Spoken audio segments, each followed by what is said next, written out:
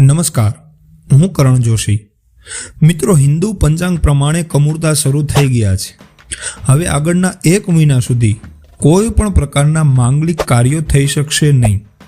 તારીખ 15/12/2024 થી તારીખ 14/1/2025 સુધી કમૂરતા રહેશે. આ એ જ સમય છે કે જ્યારે સૂર્ય ધન રાશિમાં રહે છે, એટલે જ એને ધનારક કમૂરતા પણ કહેવાય છે.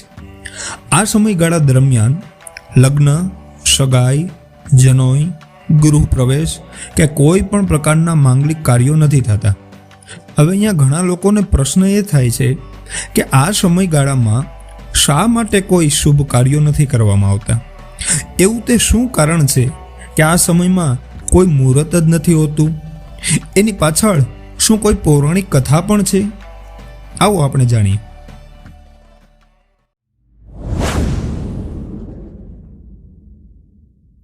એક વર્ષમાં સૂર્યની 12 સંક્રાંતિ હોય છે. પંચાંગ પ્રમાણે 12 રાશિઓ છે. પૃથ્વી સૂર્યને 12 મહિને એક પરિક્રમા કરે છે, એટલે સૂર્ય દરેક રાશિમાં લગભગ 1 મહિનો રહે છે. આ 12 રાશિઓમાંથી 2 રાશિ ધન અને મીન એ ગુરુની રાશિ કહેવાય છે. જ્યારે સૂર્ય આ 2 રાશિમાંથી પસાર થાય છે ત્યારે કમૂરતા બેસે છે, એટલે કે વર્ષમાં 2 મહિના કમૂરતાના આવે છે. સૂર્ય જ્યારે ધન રાશિમાંથી પસાર થાય છે એને ધનારક કમૂરતા કહેવાય છે. જ્યારે સૂર્ય મીન રાશિમાં હોય તો એને મીનારક કમૂરતા કહેવાય છે. જ્યારે સૂર્ય આ 2 રાશિમાંથી પસાર થાય છે ત્યારે ગુરુનું તેજ પૂર્ણ થઈ જાય છે. હવે કોઈ પણ માંગલિક કાર્યો કરવા માટે 3 ગ્રહોના બળની ખાસ જરૂરિયાત હોય છે: સૂર્ય, ચંદ્ર અને ગુરુ. કોઈ પણ મુહૂર્ત જોવડાવવું હોય તો આ 3 ગ્રહના તેજ જોવામાં આવે છે. આ 3માંથી કોઈ એક પણ ગ્રહનું તેજ ન્યૂનતમ થઈ જાય, એટલે કે ઓછું થઈ જાય, તો માંગલિક કાર્ય અટકી જાય છે, એનું મુહૂર્ત નીકળતું નથી. એટલા માટે જ આ સમયગાળા દરમિયાન કોઈ પણ પ્રકારના કાર્યો થતા નથી.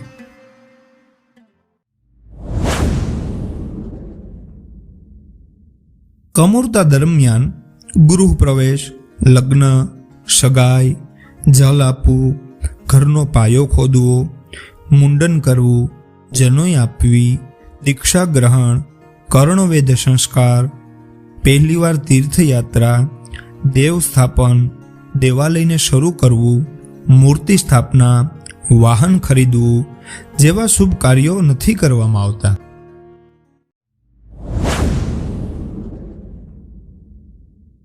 ભગવાન સૂર્ય 7 ઘોડા ઉપર સવાર થઈ અને બ્રહ્માંડની પરિક્રમા કરે છે.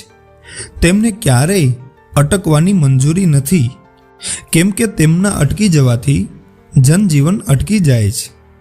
એકવાર તેમના રથ સાથે જોડાયેલા ઘોડા સતત ચાલવા અને આરામ ન મળવાના કારણે ભૂખ્યા તરસ્યા થાકી ગયા.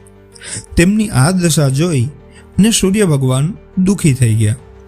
ભગવાન સૂર્ય તેમને એક તળાવના કિનારે આરામ કરવા માટે લઈ ગયા, પરંતુ તેમને ત્યારે જ આભાસ થયો કે જો રથ અટકી ગયો તો અનર્થ થઈ જશે. પરંતુ ઘોડાઓનું સૌભાગ્ય હતું કે તળાવના કિનારે 2 ગધેડા હાજર હતા.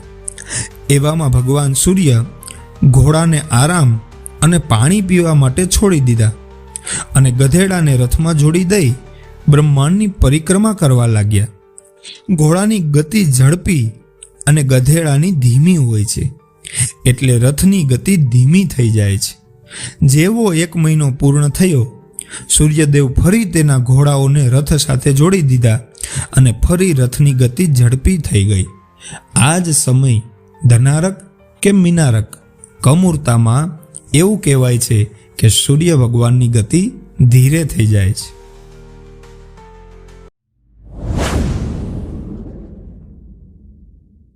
આ મહિનામાં સૂર્યદેવ અને શ્રી કૃષ્ણની ઉપાસના કરવામાં આવે છે.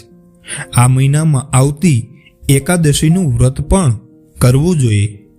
કન્યાઓને ભોજન કરાવવું અને તેમને ભેટ આપવી જોઈએ. પવિત્ર નદીઓમાં સ્નાન કરવું જોઈએ. બ્રાહ્મણ, ગુરુ, ગાય અને સાધુ સંતોની સેવા કરવી જોઈએ. ભાગવત કથા, રામકથા, શિવકથા જેવી પારાયણોનું આયોજન કરવું જોઈએ. સત્સંગ, ધૂન, ધ્યાન, સાધના અને ભગવાનના કીર્તન પણ કરવા જોઈએ.